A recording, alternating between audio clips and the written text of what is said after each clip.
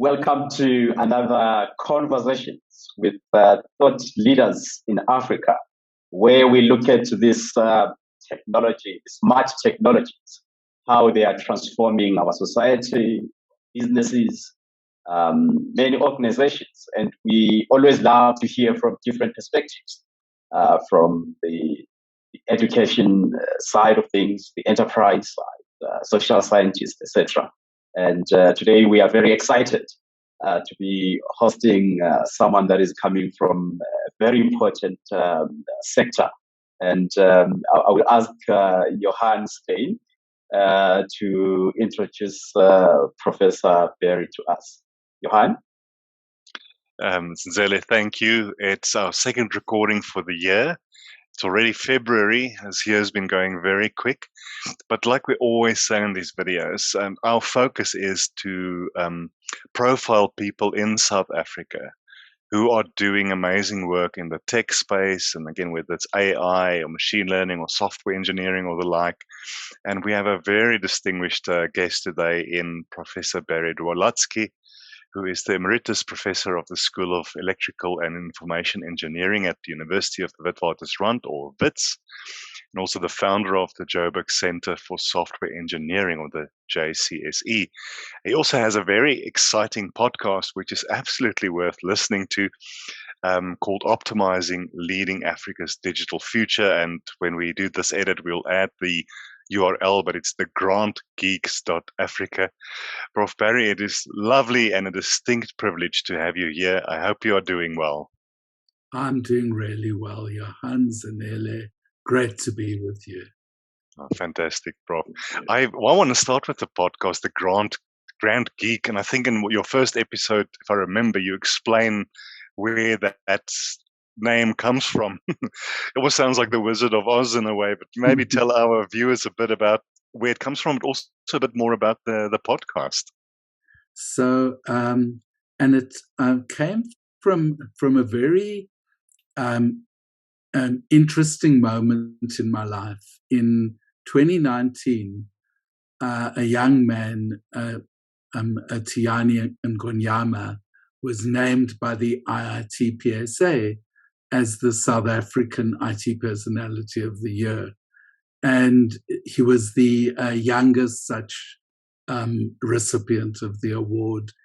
And Tiani stood up and made a very gracious acceptance speech. And in it, he thanked me and called me the Grand Geek, who had helped him to do what he's achieved. He runs an organization called Geek Culture, and they do a lot of work with young people, bringing them into the digital economy. So Tiani and his colleagues are kind of real rising stars in the digital economy. And I was very humbled by him thanking me for what he had achieved and inspiring him. But then I thought, what does Tiani really know about me? And, one lives one's life and you never really share chapter and verse with who you are, what you've done. So the first season of the podcast was inspired by me wanting to speak to Tiani and his generation. So it's constructed as an intergenerational conversation. I've got a co-presenter, Kieran, who's a young data scientist. And Kieran and I talk about myself in the first season and how I became this grand geek.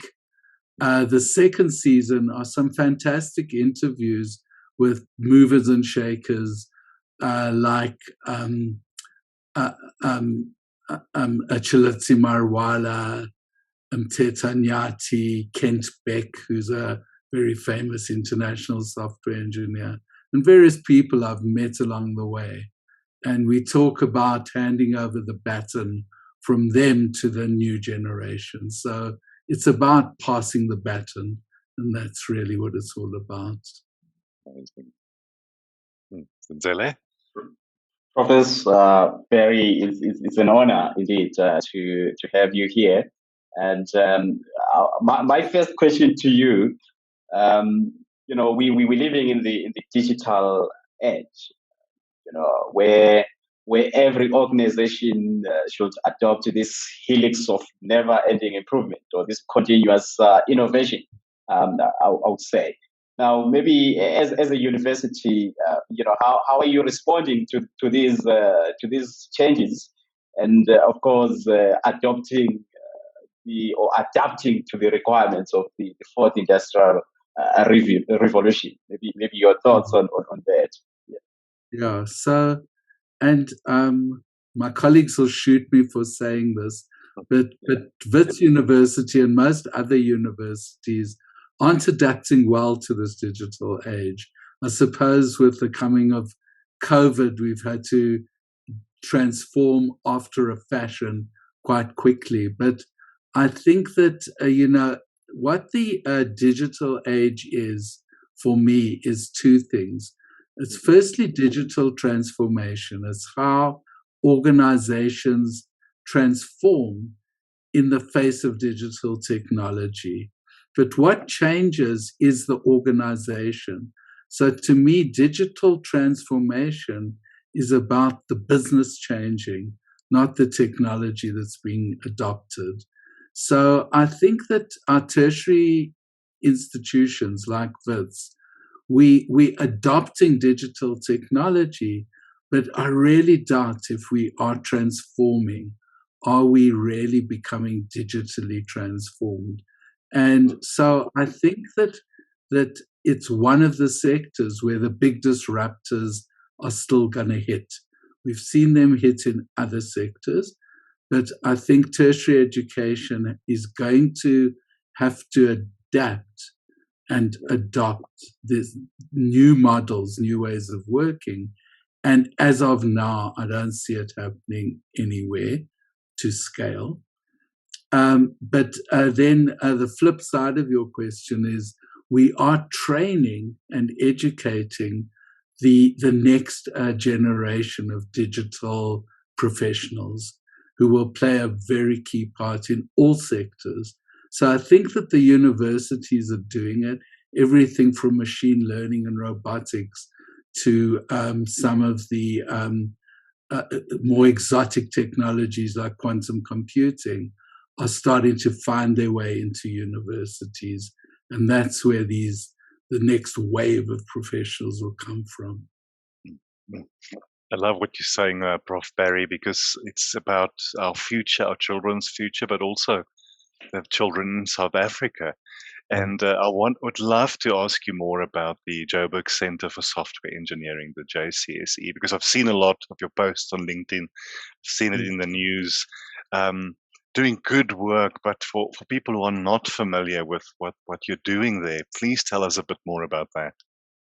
Okay, so it's been through two waves. When it was founded in 2005, so just to backtrack, and I won't be long-winded, but in about 1999, the Department of Trade and Industry ran a very important study on the South African digital economy, which was called SITES, stood for South African IT, can't remember, but it was a study looking at our digital economy. And it was run by Pricewaterhouse out of Canada.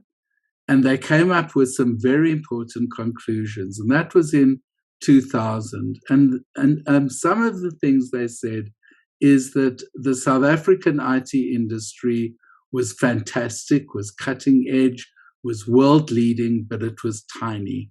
And we had to grow that industry.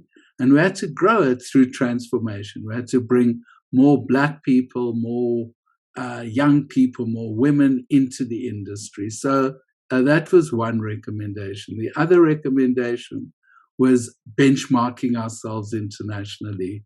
So through the years of apartheid, we were sort of living in a bubble. We didn't have to compete with anyone because international companies had imposed sanctions. So we did our own thing and we didn't benchmark against anyone. Come 1994, the barriers came down and suddenly everyone was competing in our space. So, and we weren't competitive in terms of things that people measure. So we kind of had to get world class and compete. So that was the second recommendation. And the third recommendation was about innovation and how we drive and how we structure a culture of innovation and a more focused culture of innovation. We had always been very innovative, but in the sense that cowboys are innovative, we kind of had to drive more thoughtful innovation. So with those things in mind, I set up a center at Wits, which was initially funded by the city of Johannesburg, and we called it the Joburg, after the city of Johannesburg, the Joburg Center for Software Engineering. And it was a partnership between academia, government, and the industry. And we've run various programs in skills, in transformation, and in innovation. In 2012, I took seriously that innovation flag, and I created Wits University's Simologong Digital Innovation Precinct in Braamfontein, and I started to reinvent the JCSE in the more modern age of digital transformation. So that's where we are at the moment. Good to hear more about Joburg Center for Software Engineering. Creating that culture of innovation. Thank you, Prof, for that information there. We have actually seen some willingness, I'll say maybe from the government, talk about the Commission for the Fourth Industrial Revolution that the president said, I think, about 2 years ago. But we haven't seen really maybe something like a strategies, for example, for AI, countrywide strategy, for example. And, maybe to hear from your perspective, if, indeed we are in the right direction, at the right path in terms of adopting these technologies and preparing, ourselves for the future organizations and in the country in general. So I very closely followed the work of the Presidential Commission. The chair was obviously the president, but the deputy chair was a good friend of mine, Professor Chilitsi Marwala, and he was the deputy chair. And they came up with some very sound and some very powerful recommendations, things like a focus on AI and these future technologies. I think that my criticism of the work of the Commission is that if you look at what exists on the ground, so I published an article with a colleague, Mark Harris, and Mark and I looked through the lens of the justice system. So if you look at South Africa's current justice system, and I'm not sure if you've reported a crime at a police station recently, or if your car's been stolen. And, we are so far from a digitally transformed justice system where you can report a crime, where things get followed up, where they collect evidence using digital means, and you go to court and all the dockets are there in a digital form, and the criminal is sent to prison and it is all tracked on a digital platform. So we kind of said that although the work of the Presidential Commission came up with sound recommendations, how are we going to bridge that gap of what's on the ground and what we aspire to have? And I think we should turn the chairs a bit and to say, let's start from something like our justice system or anything else.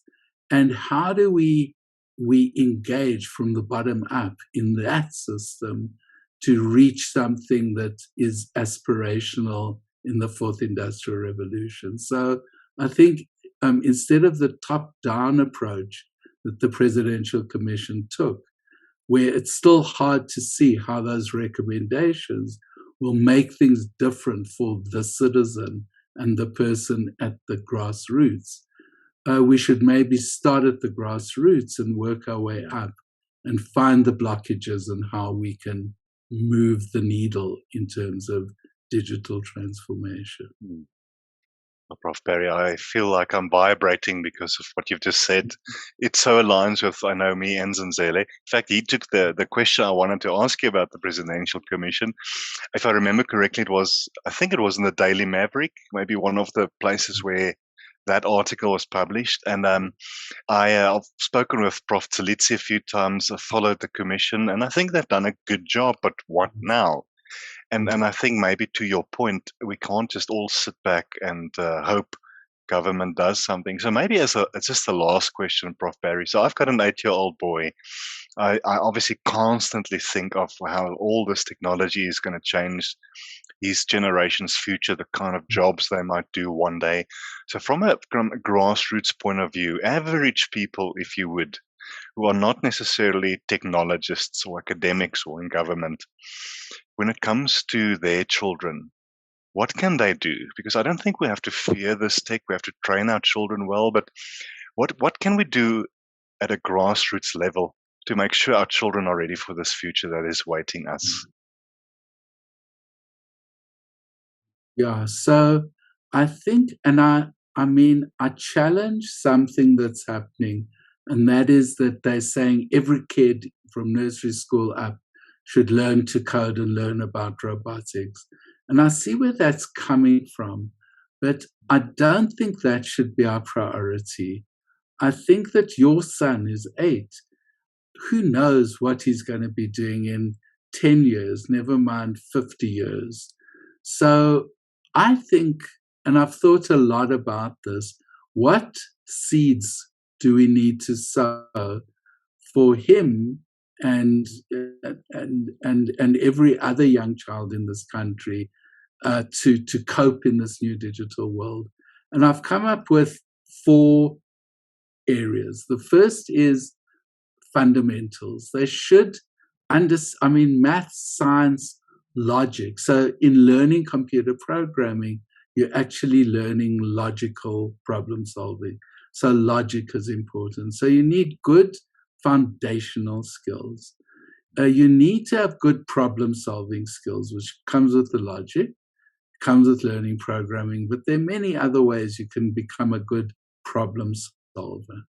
The third is communication. I think in the world that our young kids are moving into, that it's going to be so essential that one can communicate to your peers, to colleagues, to customers, to bosses, to anyone.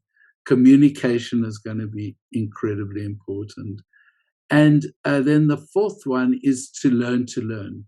So these kids are going to learn so much more than I've had to learn in my life because things are moving so quickly. So you need to acquire skills at learning. How do you learn stuff? And I think if a kid is well equipped with those 4 things, so foundational skills, communication, problem solving, and learning skills, I think they'll be able to ride the waves of the changes facing them. But I don't envy young people in the world because I think they are moving into a very difficult world with huge problems. But the flip side of it, because I've always worked with young people, I have such confidence in them. I think young South Africans are amazing. And I think they'll tackle these huge problems that my generation has left them with. And they'll come to the top. They'll sort things out. So I've got a lot of confidence in young people in the future. And I think they shouldn't obsess about what to study, what to learn, whether to do degree A or degree B. I think any university work, any course you study at university will teach you those 4 fundamental things. It will give you foundational skills, communication skills, learning skills, and problem-solving skills. Awesome. Thank you so much, Prof. Barry, for that. I think of those fundamentals or foundational skills that you mentioned, I like learning to learn. I think once you learn to learn, then you can learn. I like that. Thank you so much. It's been a pleasure chatting with you. We really appreciate spending time with us. Thank you so much, both.